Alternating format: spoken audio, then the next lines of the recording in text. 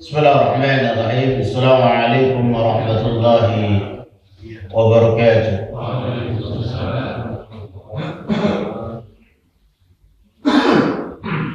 Innal hamdalillah nahmaduhu wa nasta'inuhu wa nastaghfiruh wa na'udzu billahi min shururi anfusina wa min sayyiati a'malina.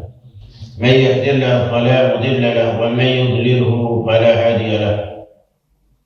أشهد أن لا إله إلا الله وحده لا شريك له وأشهد أن محمدا عبده ورسوله لا نبي بعده. اللهم صل على محمد وعلى آل محمد كما صليت على إبراهيم وعلى إبراهيم وبارك على محمد وعلى آل محمد كما باركت على إبراهيم وعلى إبراهيم إنك حميد مجيد.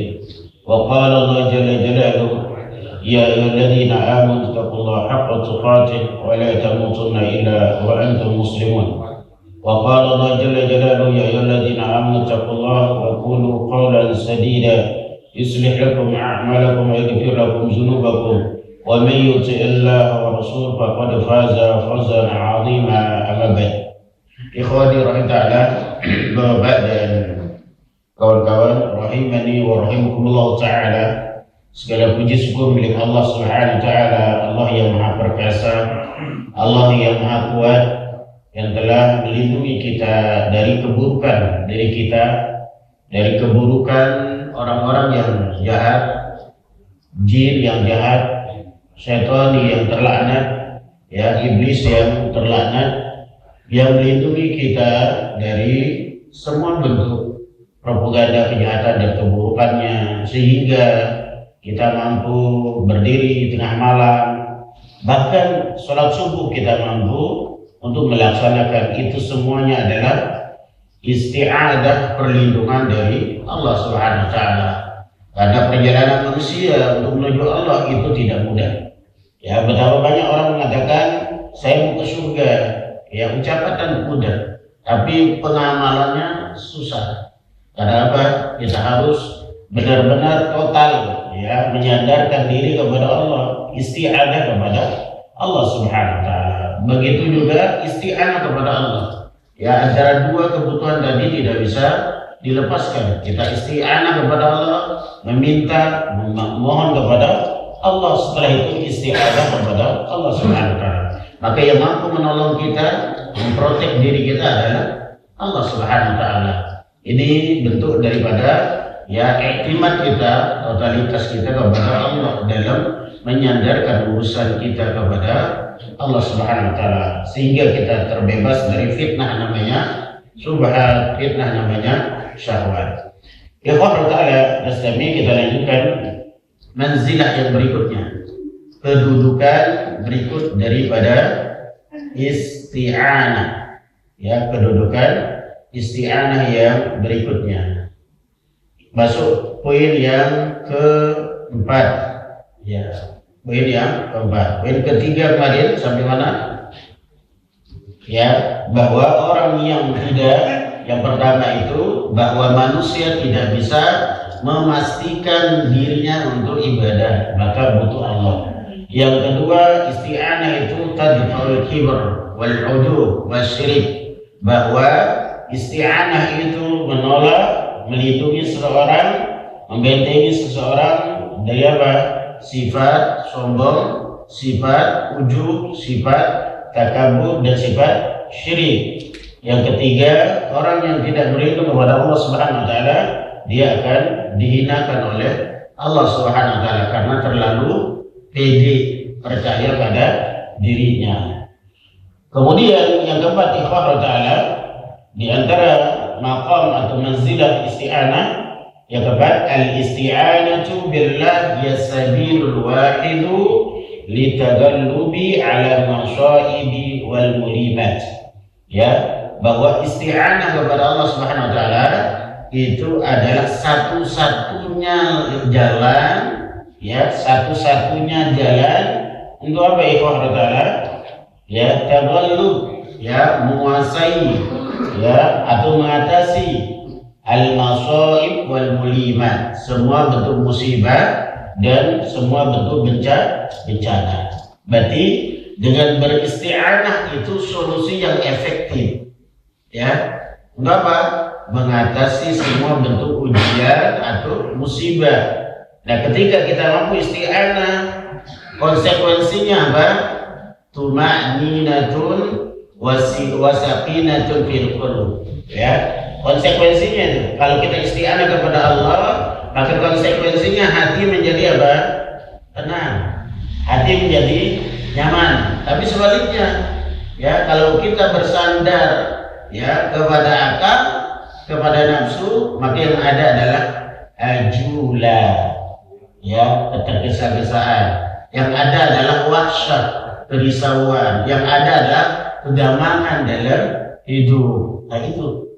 Nah, itu hikmah kita isti'anah kepada Allah Subhanahu wa taala. Kemarin kita ceritakan bagaimana Nabi Yakub alaihissalam berpisah dengan anaknya.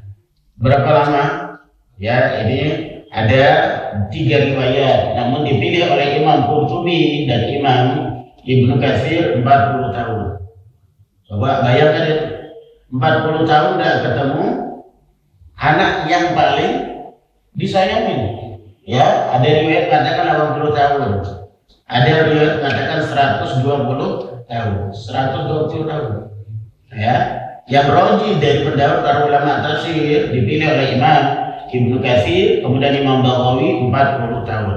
Berarti Nabi Yakub alaihissalam itu 40 tahun berpisah dengan anaknya. Disebabkan dengan isti'anahnya tadi, ya, dia meminta kepada Allah supaya berjumpa. Ternyata doa itu gak mudah ya. Ada orang yang berdoa bahkan nanti setelah meninggal dunia baru tercapai. Ya, kita ini baru doa 1 bulan sudah, gitu. Nah, itu hikmahnya. Ya, berdoa itu kadang-kadang orang sudah meninggal baru kelihatan. Kita baru berdoa sebulan 2 bulan udah habis dinding Facebook gitu. Ya, itu artinya kalau kesah itu, ya. Bagaimana kita lihat spiritualnya Ummu Sulaim, kecerdasan Ummu Sulaim. Masih ada yang ingat ini kisahnya ini? Ya, diceritakan oleh Imam Nawawi dan kita Riyadhus Shalihin. Ummu Sulaim, ya. Masih ingat ya? Insyaallah ingat kan? Bagaimana ya mengemas, membungkus daripada musibah itu. Dibungkus untuk musibah itu. Ya, sehingga apa? Suami sendiri gak tahu. Suami sendiri. Itu maknanya apa? Kecerdasan daripada spiritualnya Ummu Sulaim. Ya, Ummu Sulaim, bayinya, balitanya, anaknya meninggal dunia. Urus sendiri. Sekarang jadi pikirannya ini supaya tidak tercium aromanya, baunya oleh suami, gak ketahuan. Bagaimana caranya? Nah, seperti itu ya Pak. Kalau kita enggak, yang ironis sekarang apa? Semua bentuk musibah itu ditampilkan di dinding Facebook. Saya sampaikan ini, Pak, tolong kita di dalam sosial media ini punya adab, punya etika yang sangat ironisnya, ya, tidak terjadi. Apa kata Nabi Sallallahu Alaihi Wasallam dari hadis? Ya, Abu Hurairah, kemudian dari Abu Dzar radhiyallahu anhu. Ini adab dalam membesu. Adab dalam membesu orang sakit. Itu dinukil oleh Imam Qurtubi dalam kitab beliau Tazkirah bab ziarah kubur. Bab tentang menghadiri membesu orang yang dalam keadaan sakaratul maut. Ya. Contohnya, ya, ketika orang sakaratul maut atau sakit, maka semua aibnya ditutup. Kalau di sosial media bagaimana? Bukan ditutup, dibully. Apa kata Nabi Sallallahu Alaihi Wasallam? Idza hadartumul marida awil mayyita faqulu amin. Fa innal malaikata tu'minu ma taqul. Ini ada di dalam kitab Adabul Mufrad, ada dalam kitab Riyadhus Shalihin, ada dalam kitab ya masalah akhlak, ya, Minhajul Muslim. Ya, banyak kitab ini. Nah itu tuh. Apa maknanya? apabila kalian membesuk, menjenguk, ya, siapa? Orang yang sakit atau orang dalam keadaan nazar. Nazar itu apa? Sakaratul maut. Sekarang terbalik keadaannya. Orang sakit, orang sakaratul maut disoroti mukanya. Nah ini kan tidak ikhlas. Kehidupan kita sekarang ini semua mau ditampilkan. Di mana akhlak Islam kita? Adab kita. Maka hati-hati konspirasi namanya era digital ini luar biasa ini.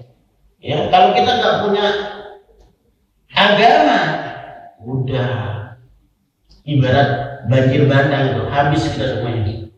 Paling perlu ada. Ini malah orang yang nazar itu, tanda kutipnya banyak nih. Yang sakaratul maut itu ada yang orang solih, ada orang yang solih. Nah, gilirannya sekarang ini.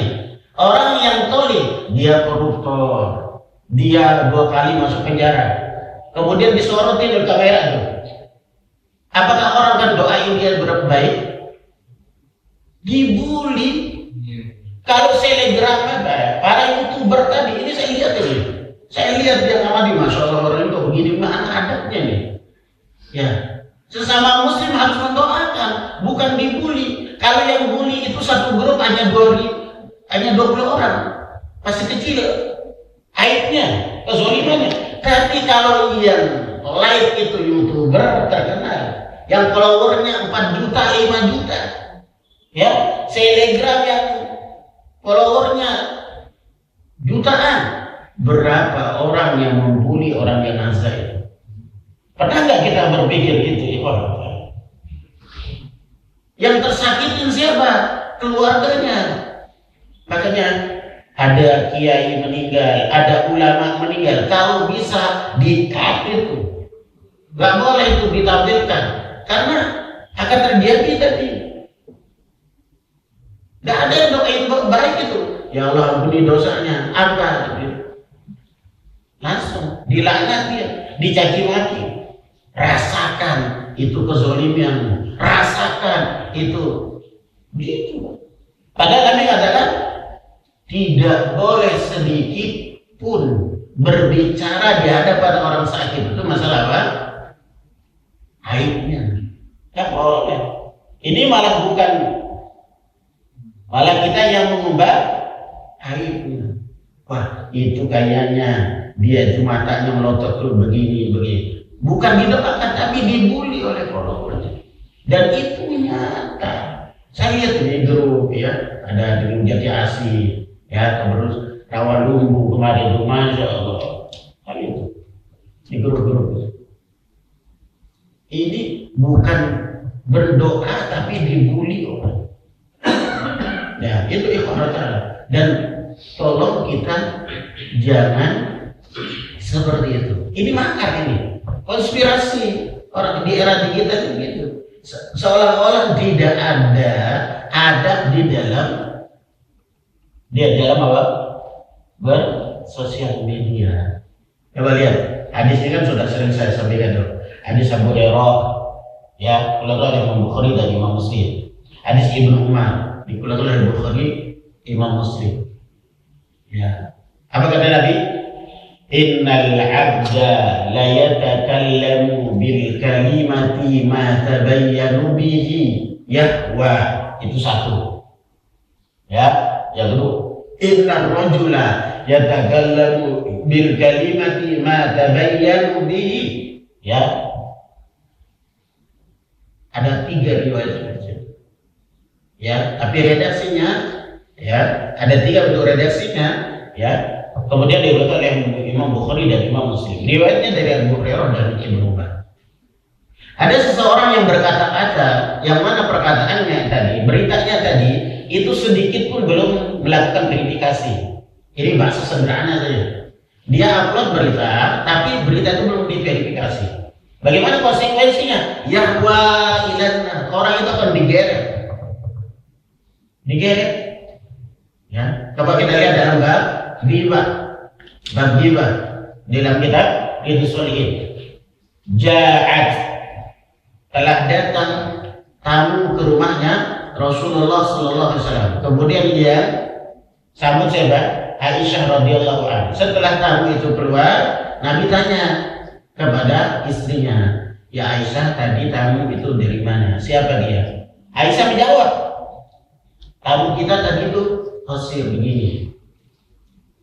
Lihat itu ada. Perhatikan adab luar biasa Islam itu. Ini sekarang lah dibikin bibitnya, dibikin adik kapurnya, dibikin slogannya, dibikin macam-macam. Aisyah hanya mengatakan tadi datang seorang ibu-ibu tapi begini. Hanya memberikan isyarat itu. Apa kata Nabi kepada Aisyah? Laula. Wahai Aisyah, seandainya kiranya kata-kata pendek tadi, pesek tadi, aib-aib tadi kecil itu diletakkan di mana? Di mana diletakkan? Di lautan.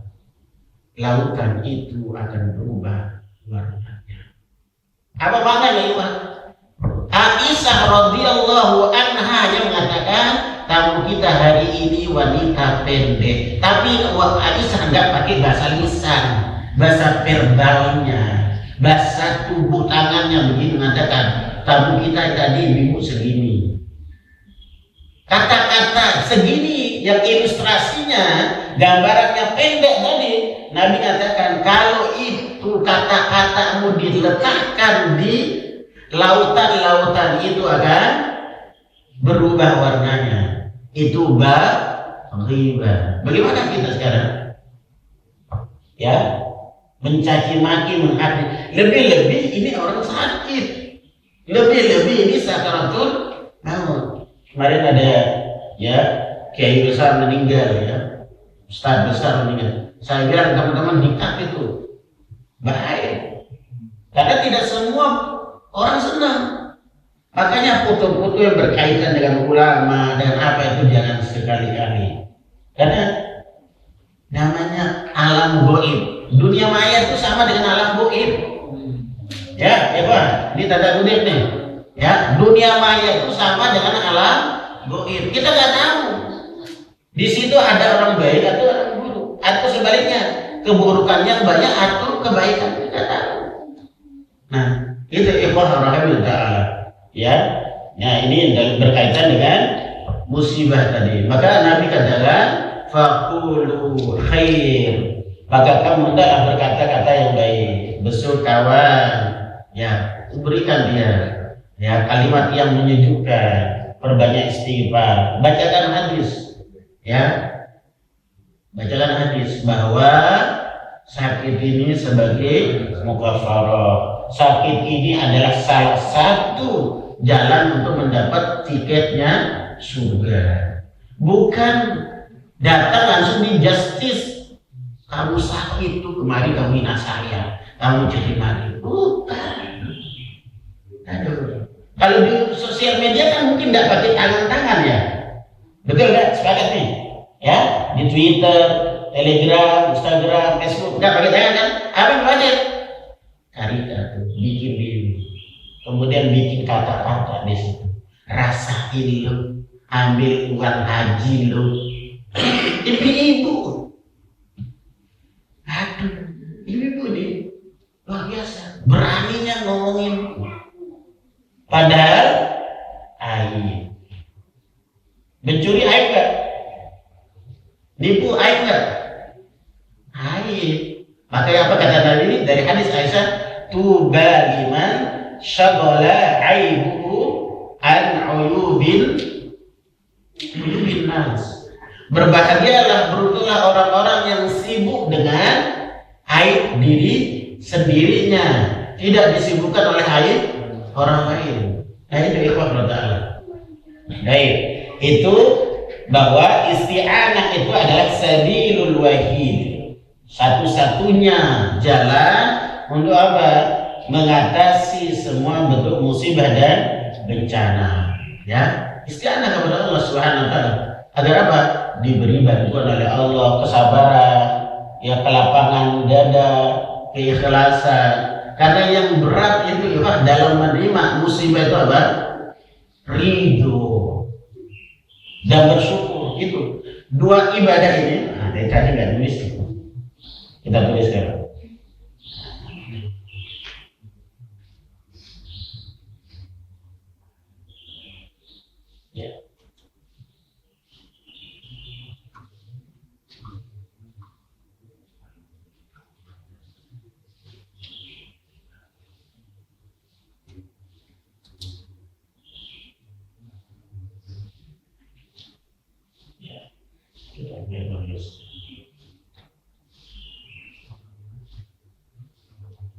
Baik.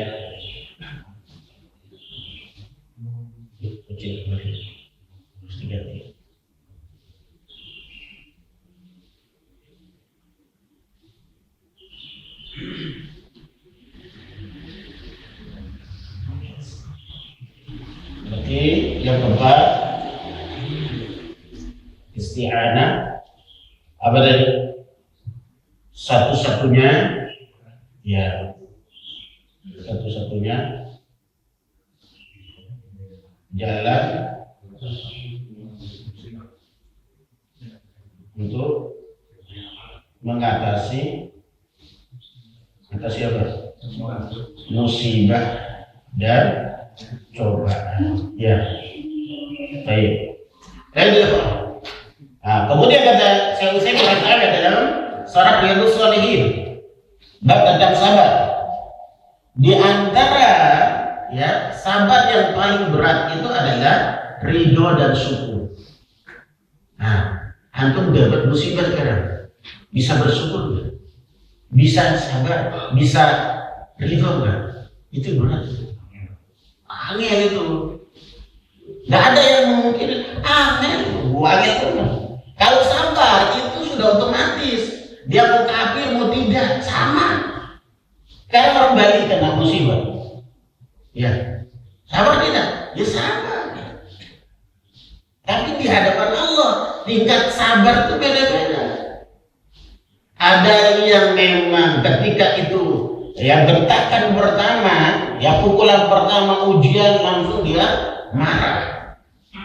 Ya, ada yang bisa menahan diri. Nah, menahan diri itu namanya sabar. Itu. Kemudian yang ketiga levelnya naik jadi ridho. Ridho enggak tentang keputusan Allah. Apa kata Allah dalam surah 64 ayat 11? Dicek. Ya. Silakan baca. Nah, ini yang berat ini. Kalau orang menahan diri semuanya bisa. Silakan. Tidak ada suatu musibah pun yang menimpa seseorang kecuali dengan izin Allah. Ya, terus. Dan barang siapa yang beriman kepada Allah, niscaya dia akan memberi petunjuk pada hatinya. Dan Allah Maha mengetahui segala sesuatu. Baik, apa kata Imam Ibnu Katsir? May yu'min billahi yahdi qalba. Siapa yang beriman kepada Allah, maksudnya beriman kepada takdir. Ya. Beriman kepada takdir, yahdi qalba. Dia akan apa? Hatinya akan mendapatkan guidance, petunjuk dari Allah. Nah, kalau kita mengimani takdir yang muncul apa? Keridhaan. Ya. Ya, takdir itu apa saja? Sifat Allah, ketetapan Allah, tulisan Allah, ya sifat dan perbuatan kita sudah ditakdirkan. Itu ilmunya Allah. Ya, itu namanya takdir itu. Ya. Pertama apa? Penciptaan, ya. Yang kedua tulisannya Allah. Tulisan Allah itu maksudnya apa? Sebelum semua diciptakan itu sudah ada waktu tertulis kita. Ini. Yang ketiga takdir itu ilmu Allah. Allah mengetahui segala sesuatunya, sedetik-detiknya. Ya, berarti ada alim, ilmu, ada katib, kita apa? Kemudian ada hukum. Itu. Ada 5 pembahasan tentang takdir itu. Nah, kemudian orang ketika mendapatkan ujian, dia beriman, inilah keputusan Allah. Nah, kemudian dia yakini itu keputusan Allah, lahirlah keridhaan. Ridho dengan takdir itu. Ridho dengan ketetapan itu. Berarti makomnya apa? Dari marah, dari sabar, dari ridho, kemudian syukur. Berarti yang berat mana? Ridho dan syukur. Nah, itu ya. Maka Allah katakan, "May yu'min billah yahdi qalbah." Barang siapa yang beriman kepada Allah, hatinya akan diberikan hidayah petunjuk. Kata Ibnu Katsir, makna yu'min billah itu beriman kepada takdir. Nah, akhirnya ketika beriman kepada takdir, yang lahir adalah keridhaan. Ya. Kemudian level yang keempat kata Syekh Utsaimin, ini sudah kita bahas dalam Riyadhus Shalihin Ya, yang keempat apa? Bersyukur. Ya, hadisnya siapa? Dikeluarkan oleh Imam Abu Dawud dan Imam Tirmizi. Ya, apabila Nabi Sallallahu Alaihi Wasallam melihat sesuatu yang baik, nikmat, apa doanya? Jadi sudah nih, saya dengan ulang-ulang apa doanya? Alhamdulillahilladzi bi ni'matihi tatimmu shalihat. Kalau Nabi melihat sesuatu yang buruk, gak enak dibahasakan, gak enak dirasakan, Nabi mengatakan alhamdulillah ala harus cerdasan.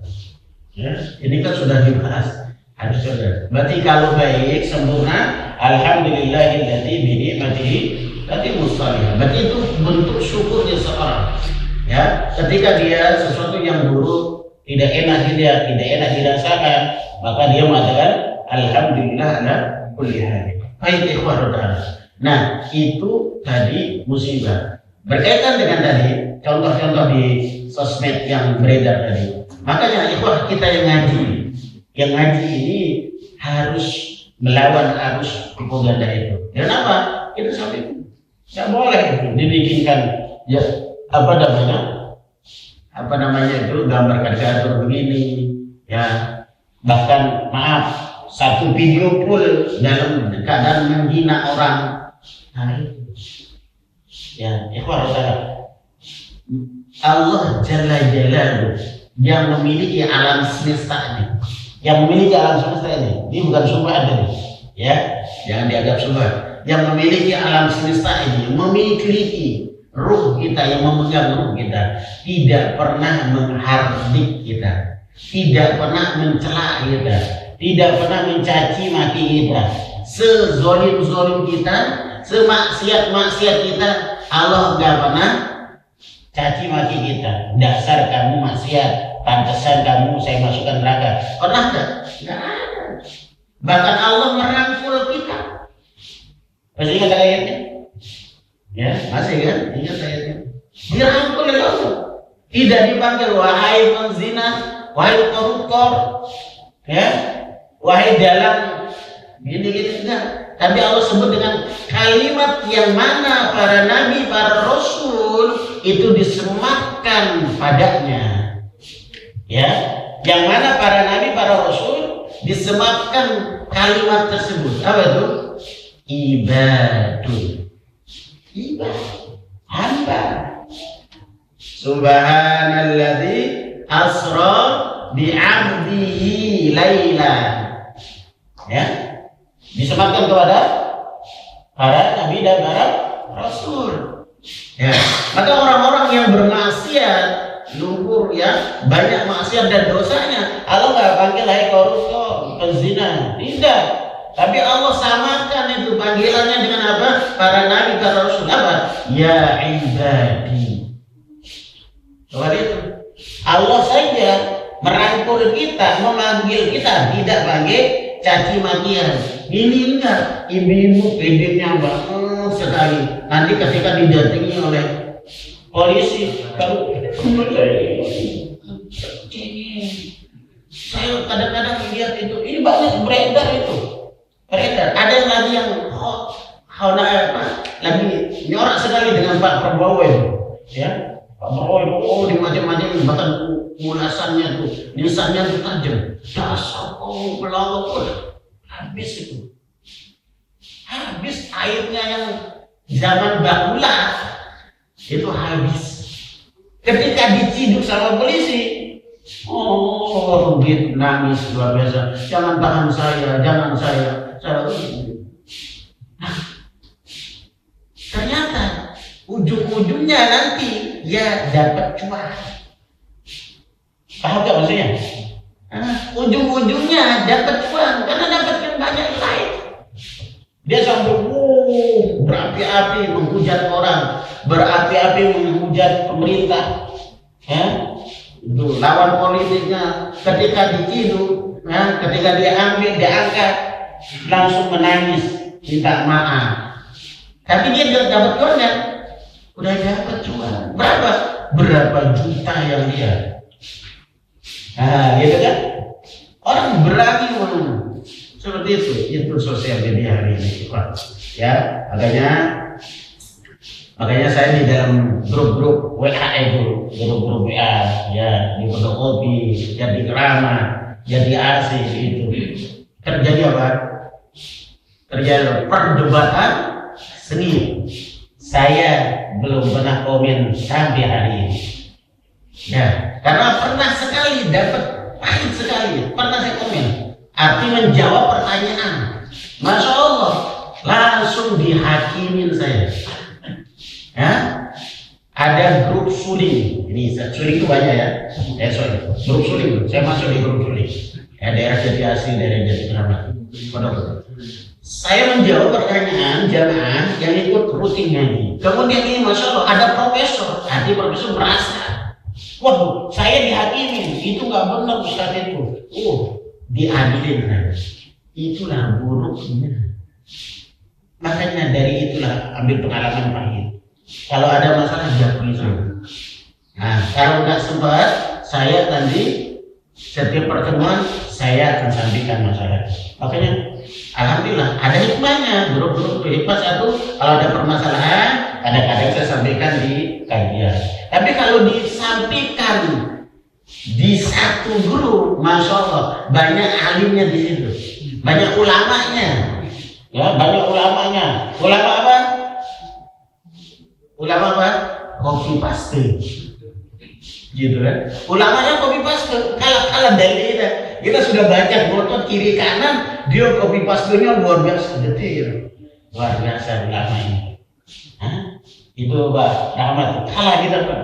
Ya, kopi pastenya itu luar biasa. Ya, kita sudah buka buku begini cari dalil, kemudian cari fatwa para ulama, baru nulis tidak kan? Boleh enggak? Jawabannya boleh. Berdasarkan fatwa ini. Datang serangan begitu. Nah, pernah sekali saya dapatkan di daerah Jati Keramat grup suling. Apa suling itu? Sungguh kelinci. Akhirnya Pak Ustaz kenapa nggak jawab lagi? Di situ ulamanya banyak Pak. Ya. Nah, gitu ya. Baik, itu ikhwan Allah. Ya, makanya salah satu untuk mengatasi musibah dan cobaan itu beristi'anahlah kepada Allah Subhanahu wa taala sebagaimana Nabi Yakub alaihissalam, sebagaimana Nabi Ayub alaihissalam, sebagaimana Nabi Ibrahim alaihissalam, sebagaimana ya para ulama ya ikhwan isti'anah. Ya, isti'anah kepada Allah Subhanahu wa taala. Baik. Nah, itu yang keempat. Ya, bahwa isti'anah itu satu-satunya jalan untuk mengatasi musibah dan bencana. Ya, siapa yang mau? Ya, siapa yang mau datang bencana? Gak ada yang suka dengan musibah, gak ada yang suka dengan keburukan. Semua manusia tabiatnya mau aman, mau sejahtera semuanya. Gak ada yang mau merdeka. Nah, itu tabiatnya.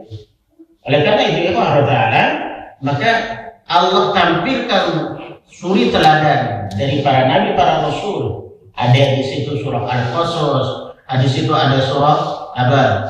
Ya, Al-Anbiya, di situ ada surah ya apa lagi ikhwan ta'ala An-Nahl.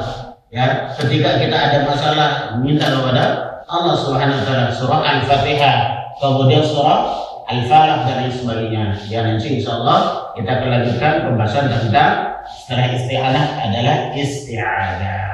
Baik, itu ya Ikhwan.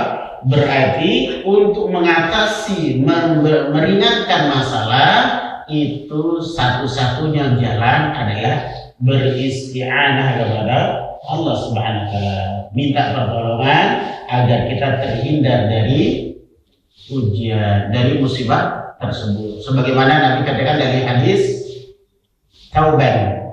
Ya, apa kata Nabi sallallahu alaihi wasallam? Ad-du'a'u ruddul qadar.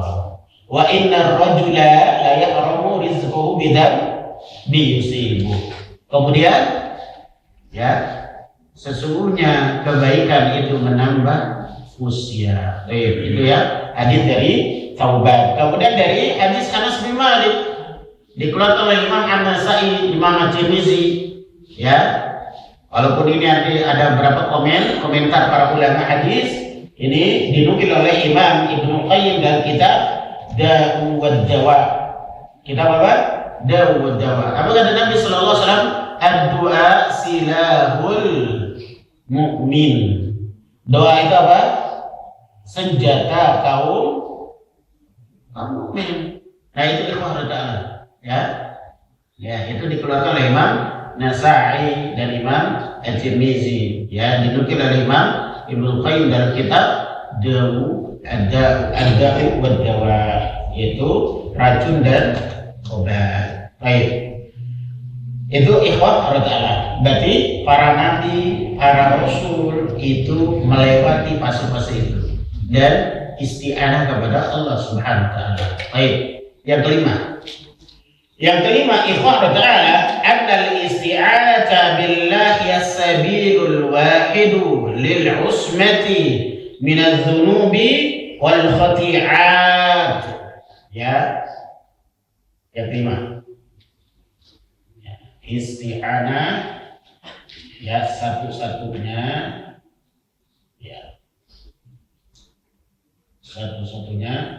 jalan usmah, ya. Usmah apa? Maksum. Apa arti maksum? Terjaga. Ya, bahwa Rasul itu maksum, ya. Yaitu hiyasabil wahid lil usmati min adz-dzunub. Ya, isti'anah satu-satunya jalan untuk apa? Terjaga dari apa tuh? Min adz-dzunub wal khati'ah, dari dosa dan kesalahan. Dari dosa dan kesalahan. Nah, itu. Ya, isti'anah berarti satu-satunya senjata kita, alat proteksi kita dari dosa dan kesalahan. Ya, makanya Nabi dalam khutbatul hajahnya apa bunyinya? Innal hamdalillah nahmaduhu wa nasta'inuhu wa nastaghfiruhu wa na'udzu billahi min syururi anfusina wa min sayyiati a'malina. Itu Nabi ketika khutbatul hajah mohon kepada Allah apa? Supaya dijaga dari keburukan dirinya, apalagi keburukan orang lain. Nah, gitu ikhwah ta'ala. Yang menunjukkan bagaimana ya perhatian Rasulullah SAW terhadap ya tadi perlindungan dirinya. Ya, sampai-sampai harus berkhutbah saja minta perlindungan kepada Allah dari apa? Syarri nafsi. Nah, kita sering berdoa kan, beristiazah min syarri nafsi. Nah, itu ya. Baik, itu ikhwah orang ta'ala.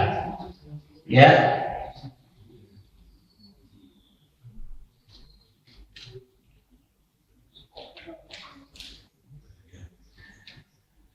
Wa yuwaddihuhu wa yadullu alaihi ismatullah li Yusuf alaihi salam indama rawadathu imra'atul aziz ma'a wujudil mubarribatil kathirah min jamaliha wa quniha fi baitil malik wa gilakil abwab wa quni syaban ghariban falam yasta'in billah fa sarafa an kaidahunna innahu was-sami'ul alim. Ini dalilnya ya, wa yuwaddih ya, supaya lebih jelas ya, dalil yang lebih jelas tampak itu ya, sebagaimana ya perlindungan Nabi Yusuf alaihissalam ya kepada Allah Subhanahu wa taala, mohon perlindungan kepada Allah, usmah, perlindungan, penjagaan ya, indama rawadathu imratul aziz, ketika Nabi Yusuf alaihissalam itu ya rawadatul imratul aziz ya, dapat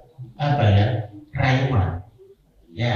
Nabi Yusuf itu dirayu sama istrinya raja. Waduh, kalau sekarang apa ya, itu Nabi Yusuf dirayu oleh istrinya raja. Padahal masya Allah, kalau kita lihat sifat Nabi Yusuf, pertama sifat Nabi Yusuf di situ apa?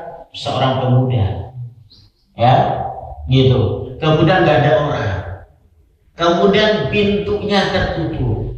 Ini kan luar biasa nih. Peluang-peluang itu apa? Jatuh kepada zina. jatuh pada zina. Tapi karena isti'anah tadi, memohon kepada Allah Jalla Jalaluhu, maka Allah selamatkan Nabi Yusuf dari bujuk rayu istri raja. Nah, ini contoh dalil yang dalil yang lebih jelas atau tampak bahwa Nabi Yusuf alaihissalam terjaga dari bujuk rayu istri raja itu karena perlindungan dari Allah Subhanahu wa taala. Adapun nanti tafsirnya ada dua. Ya, tafsir pertama ketika Nabi Yusuf melihat baru dibuka, lihat wajah bapaknya. Nah, wajah siapa? Bapaknya Nabi Yakub. Akhirnya dia gak jadi, terhindar, akhirnya lompat. Yang satu ya mengingat Allah. Karena mengingat Allah akhirnya terperanjatlah Nabi Yusuf. Ya, orang kalau ketakutan bagaimana ya Pak? Bagaimanapun kondisinya pasti akan bisa keluar. Saking takutnya dan khosyahnya kepada Allah, pintu yang tadi terkancing kuat itu bisa terdobrak. Kalau antum hari ini nggak pintunya terbuka masih juga, nah gitu. Ini Nabi Yusuf muda, tampan, kemudian pintunya terbuka. Secara akal saya susah untuk bisa keluar dari jeratan tadi. Ya, situasi yang tidak memungkinkan Nabi Yusuf untuk keluar dari situ. Tapi dengan berkat Allah, rasa khosyah yang tinggi membuat terperanjat, takut, akhirnya lompat dan bisa terbuka. Dan itu kan dikisahkan dalam surah Yusuf, bagaimana ya pintunya tertutup, terkancing, sampai karena ditarik bajunya Nabi. Itu jadi apa nanti? Di hukum perdata jadi saksi. Nah, gitu. Nah, jadi saksi robeknya di mana? Sobeknya di mana? Di belakang atau di depan? Kalau di depan, nah, jadi ponisan. Kalau belakang jadi ponisan. Nah, itu ini dalil yang rajih, dalil yang wajib, yang menunjukkan apa? Perlindungan Allah kepada Nabi Yusuf alaihissalam. Ya, kalau nggak kuat Nabi Yusuf tauhidnya, rasa khasyahnya kepada Allah, jatuh kepada kemaksiatan. Nah, itu ikhwan. Berarti isti'anah yang kedudukan yang kelima, satu-satunya jalan untuk memproteksi diri kita dari dosa dan kemaksiatan. Sebagaimana pesan ya siapa? Ali radhiyallahu anhu. Ya, beliau berkata, ya Ali radhiyallahu anhu berkata, al-khawfu bil jalil. Kemudian wal qana'atu bil qalil. Itu perkataan Ali radhiyallahu. Al-khawfu bil jalil. Rasa takut kepada yang maha tinggi. Itu makna dasar takwa. Maka nanti dalam beberapa tafsir ikhwan ta'ala ya, pelajaran yang kita dapatkan dari Nabi Yusuf alaihissalam itu mengajarkan tentang hakikat takwa. Mengajarkan tentang hakikat takwa. Ternyata takwa itu bukan suatu yang mudah. Ketika orang, ini sedikit mudah-mudahan tidak karena situasi yang kayak sekarang ini luar biasa. Mudah-mudahan kita menjadi ibrah ya, pelajaran ya. Di mana satu kantor, satu profesi, semua orang masya Allah mengambil hak milik orang. Ini bahasanya ya. Sekarang kita sendiri kan ya, enggak ini. Dan itu luar biasa beratnya. Disitulah hakikat takwa tersebut. Orang berlomba-lomba mengambil hak orang lain, tapi kita menjaga supaya tidak mengambil hak orang lain. Ini bukan amalan yang mudah, amalan yang berat. Antum jujur sementara yang kawan-kawan ini semuanya gitu dusta. Aduh, berat itu mempertahankan kejujuran. Ya, gitu. Lebih-lebih situasi demokrasi kita seperti ini hari ini. Ya, untuk menjadi orang yang jujur itu mahal. Nah, jujur itu bagian apa? Nilai-nilai ketakwaan. Maka apa yang diajar oleh Nabi Yusuf apa? Takwa. Takwa apa? Indikasinya haul. Rasa takut yang tinggi yang melahirkan tauhid.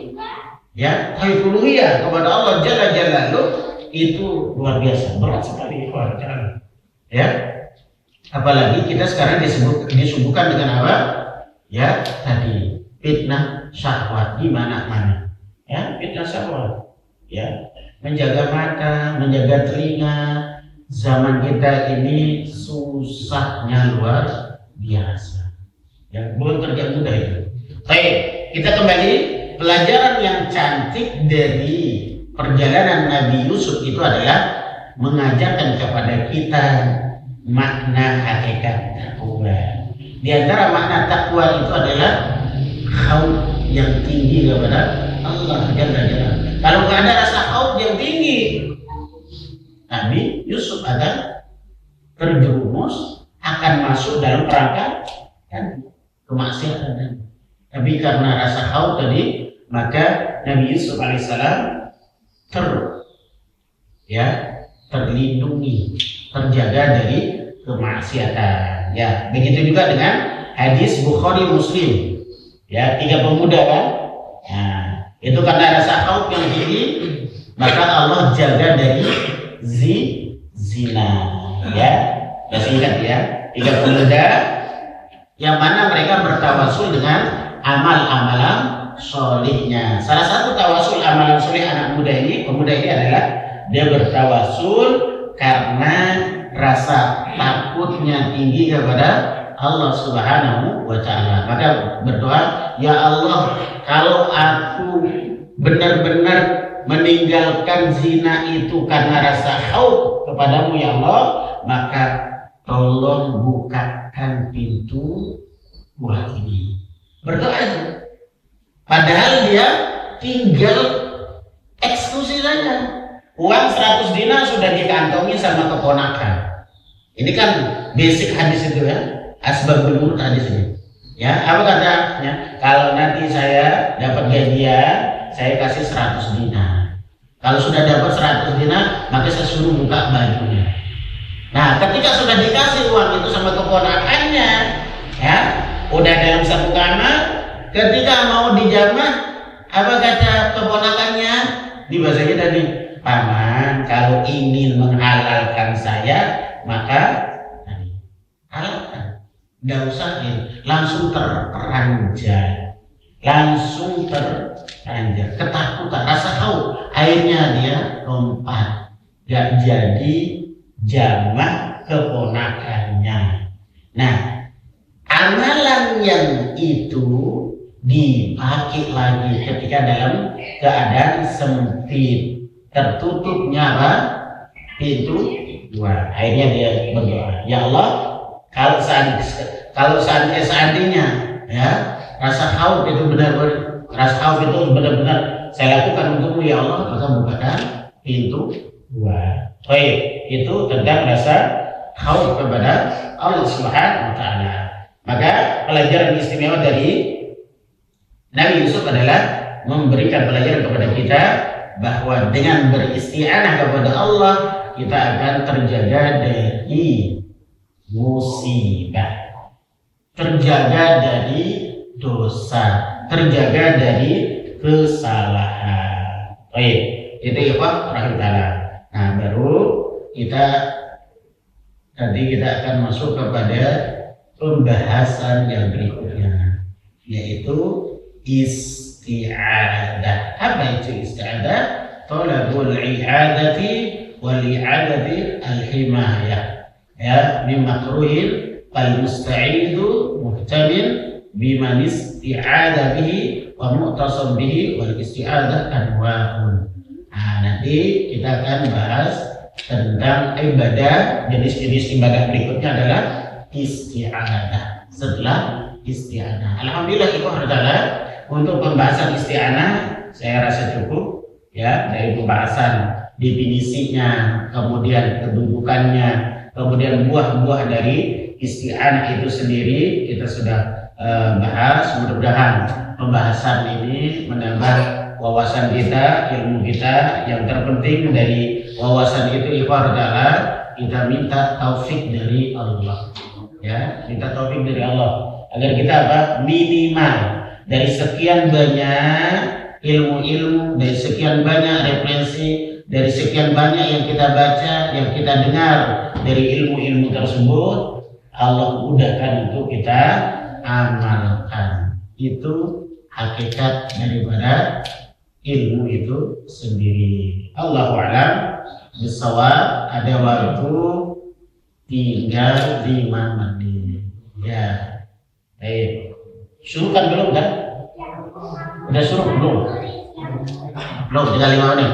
Silakan mungkin kawan-kawan, Bapak dan teman-teman ada pertanyaan, kami persilakan. Dari kiri boleh. Ya, baik. Ya. Seberapa penting akal yang sehat bagi manusia? Baik. Iya, baik. Seberapa penting akal, seberapa penting akal sehat untuk manusia?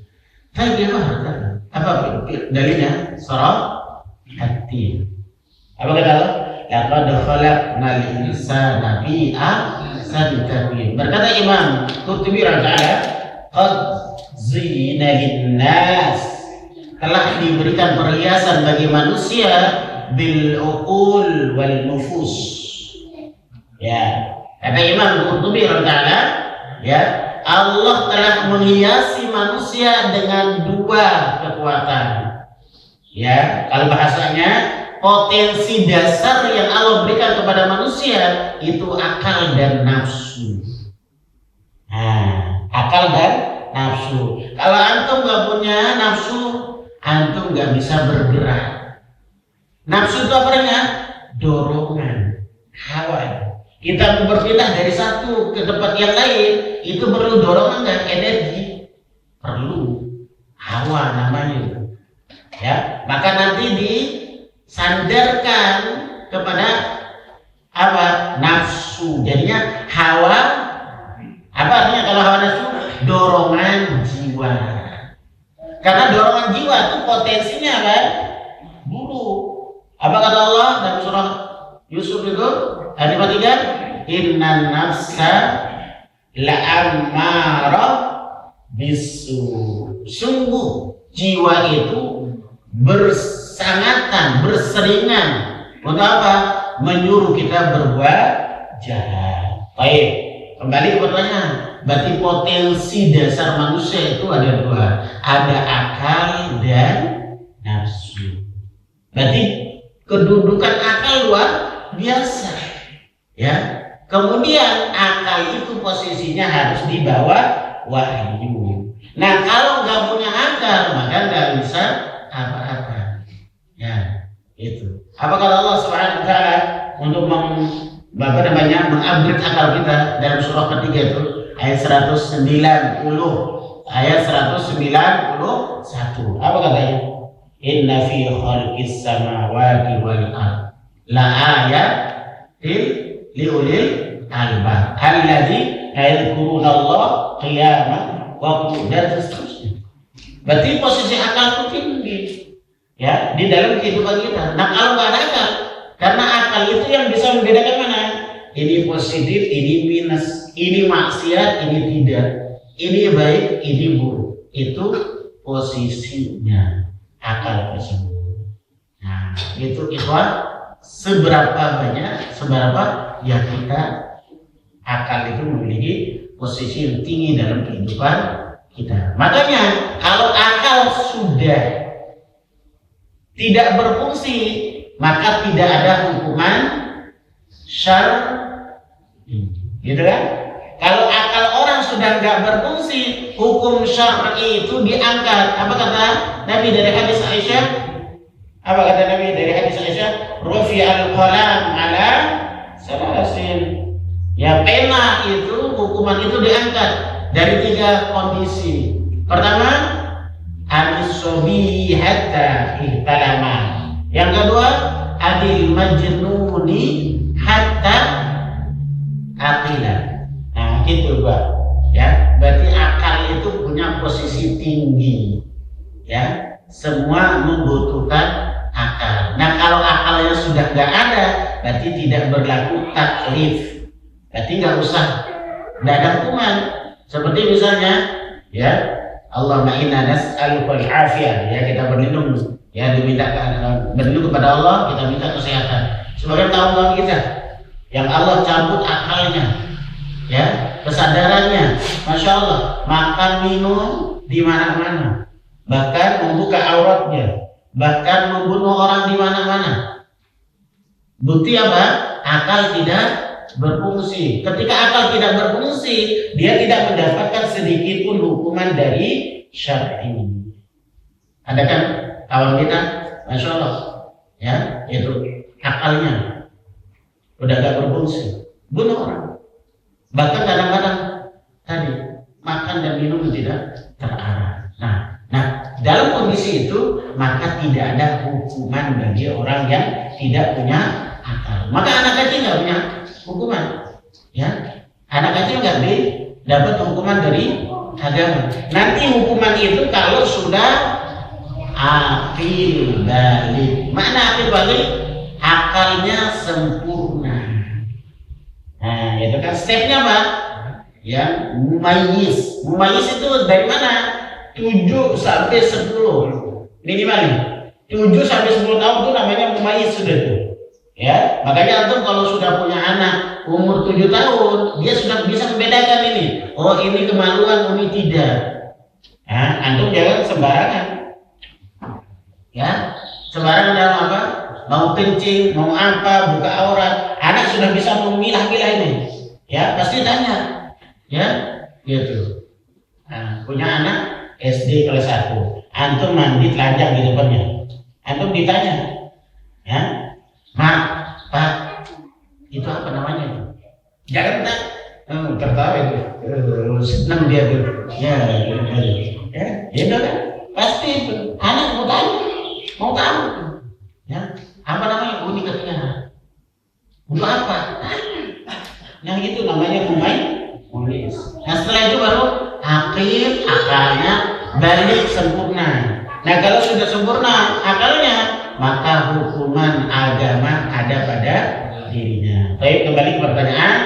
Berarti potensi akal itu sangat penting dalam kehidupan manusia. Namun jangan bertabrakan dengan wahyu Allah Subhanahu wa taala. Akal itu hanya alat untuk apa? Memikirkan, merenungin, mentadabbur ciptaan Allah, tapi tidak memikirkan pencipta, tidak mentadabbur pencipta, tidak apa? Nah gitu. Allah ngapain ya? Pura-pura mentadabbur ini. Hah? Tadabbur Allah ngapain? Tidak usah, akal nggak bisa ke sana. Yang kita tadabbur itu makhluknya, penciptaannya. Makanya ayat itu berbicara inna fi khalqis samawati wal ardi la ayatin liulil albab, bagi orang-orang yang memiliki ilmu pengetahuan. Kemudian bagaimana?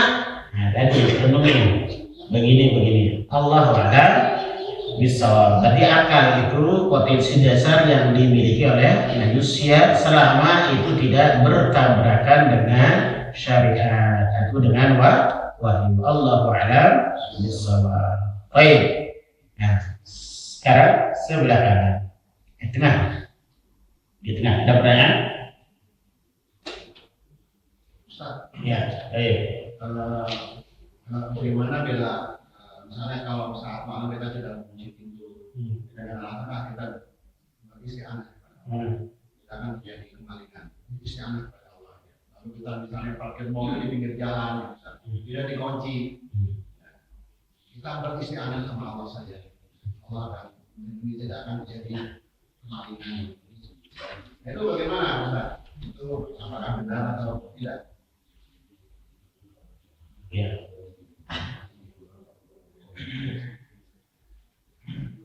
Apakah benar ikhwan ta'ala? Maka kita sudah ya pertanyaan tadi maka tidak benar. Karena apa? Dia telah meninggalkan syariat. Ya, dia telah meninggalkan syariat. Apa syariatnya? Tawakal.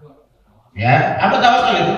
Bagaimana Nabi Sallallahu Alaihi Wasallam ya bersabda, ya berkata, ini permasalahan apa? Tawakal. Yang dikeluarkan oleh Imam At-Tirmizi dan ini dinilai oleh Imam Hasan Al-Albani rahimahullah hadisnya hasan. Apa kata Nabi sallallahu alaihi wasallam kepada sahabat? Qala ikilha wa tawakkal. Apa maknanya? Ikatlah untamu itu. Ya, ikatlah untamu lalu bertawakal kepada Allah. Berarti apa ikhwan? Usaha dulu. Berarti kalau orang pede saja berarti dia tidak tawakal. Berarti kalau dia tidak bertawakal berarti menyalahi syariat. Gitu. Tawakal itu maksudnya apa? Usahanya. Usahanya tadi itu. Nah kalau dia misalnya dia ada kancing, dia ada kunci, ya motornya jangan salahkan. Kalau diambil, makanya apa? Ikhtiar dulu. Nah kalau sudah maksimal, sudah berikhtiar, sudah berusaha, sandarkan kepada Allah. Nah adapun nanti kemudian dicuri, berarti itu sudah takdir. Nah, qadarullah, gitu kan?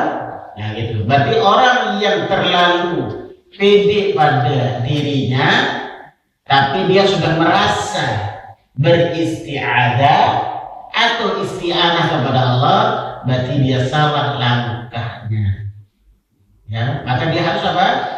Usaha dulu. Maka Nabi katakan, ikhilha wa tawakkal. Ikatlah untamu itu. Kemudian apa? Bertawakal kepada Allah. Berarti ada yang satu soal situ. Dia telah melanggar syariat. Syariat apa? Ikhtiar atau tawakal. Baik, gitu ya. Allahu a'lam bishawab. Jelas? Cukup? Ya, baik. Kalau cukup, kita tutup dengan doa kafaratul majlis. Subhanallah wa bihamdihi. Assalamualaikum warahmatullahi wabarakatuh.